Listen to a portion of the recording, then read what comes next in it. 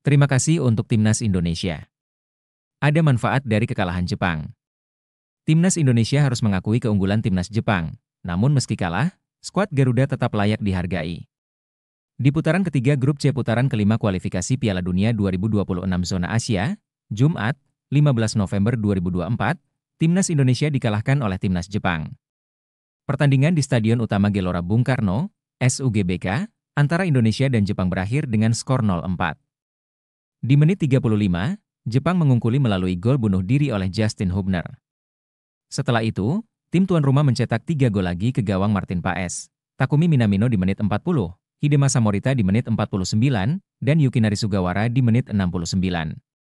Walau kalah 4 gol tanpa bola, permainan skuad Garuda memiliki aspek positif dan menunjukkan potensi yang dapat ditingkatkan untuk pertandingan berikutnya. Ulasan dapat ditemukan di sini. Keberanian Indonesia untuk menekan Jepang, terutama di awal pertandingan, adalah hal yang patut diapresiasi. Dalam konferensi persnya, pelatih Timnas Jepang Haji Memoriyasu mengakui bahwa Timnas Indonesia sempat membuat timnya gagal, terutama dalam 20 menit pertama. Pada saat itu, Indonesia bertindak agresif dan dapat mengalahkan pertahanan Jepang dengan serangan cepat.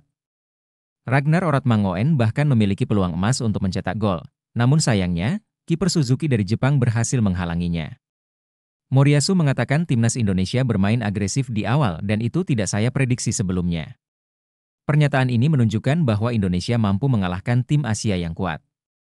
Meski tim Indonesia kalah telak, Soha, sebuah media Vietnam, juga memuji penampilan Indonesia. Mereka menekankan bahwa permainan tim Indonesia tidak mengecewakan, terutama di awal pertandingan. Soha menyampaikan keputusan Shin Tae-yong dalam memilih starter 11 dengan mengatakan, pelatih asal Korea Selatan tersebut ingin menggunakan pemain yang kuat secara fisik dan memiliki kemampuan bersaing. Selama 30 menit pertama, Soha juga mengalahkan tim kegagalan Indonesia untuk memanfaatkan beberapa peluang berbahaya. Timnas Indonesia bahkan beberapa kali menciptakan situasi serangan balik berbahaya, tipikal penguasaan bola pada menit ke-9. Tapi sayang Oratmangoen tidak bisa memanfaatkan situasi turun menghadapi kiper Suzuki. Meskipun mereka kalah, Indonesia memiliki statistik yang cukup bagus jika dibandingkan dengan tim lain di grup C. Hanya Australia yang bisa mencuri poin dari Jepang dalam 5 pertandingan mereka, yang berakhir imbang 1-1.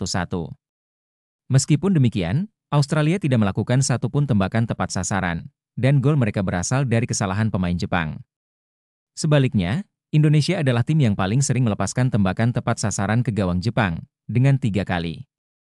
Catatan ini lebih baik dari Arab Saudi, yang hanya memiliki doa, sementara Cina dan Australia bahkan tidak melepaskan satupun.